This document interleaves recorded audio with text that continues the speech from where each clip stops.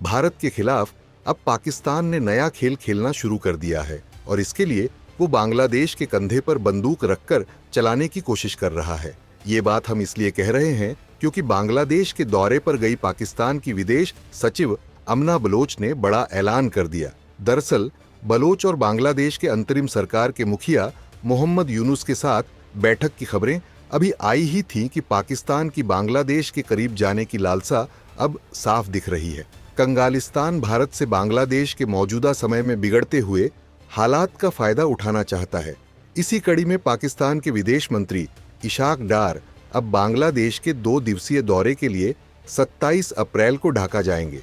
पिछले पूरे दशक में ये किसी भी पाकिस्तानी विदेश मंत्री की पहली बांग्लादेश यात्रा होगी। इससे पहले 2012 में हिना रब्बानी खार ऐसे दौरे पर बांग्लादेश गई थी।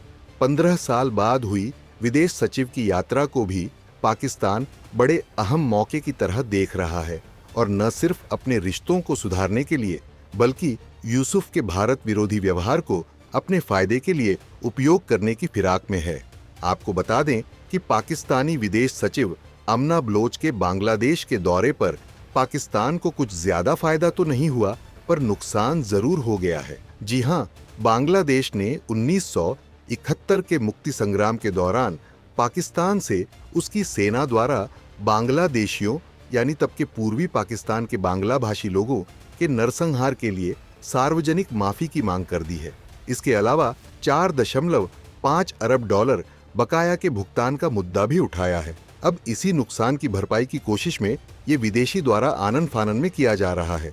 पाकिस्तानी विदेश मंत्री का ये दौरा अब और भी खास हो गया है। देखना ये होगा कि इशाक डार पाकिस्तान के मंसूबों को पूरा करने में कामयाब हो पाते हैं कि नहीं। पाकिस्तान के विदेश मंत्री इस दौरे से पहले 19 अप्रैल को एक और पड़ोसी देश अफगानिस्तान के दौरे पर जाएंगे, जहां तालिबानी सरकार से आतंकवाद और सीमा पर बढ़ते तनाव पर चर्चा के साथ ही व्यापार बढ़ाने और गैस पाइपलाइन टैपी का मुद्दा भी अहम है।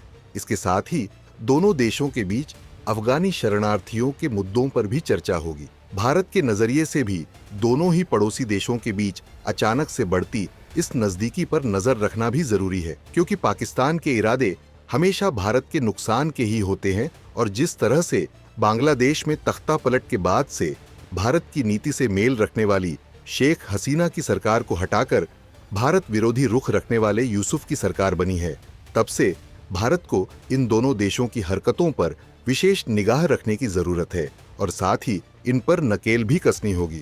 खैर, पाकिस्तान की ये उछल कूद उसके कितने काम आती है, ये देखने की बात है और भारत कैसे पाकिस्तान के इरादों पर पानी फेरता है। इस मुद्दे पर आप अपनी राय हमें कमेंट बॉक्स में जरूर बताइए।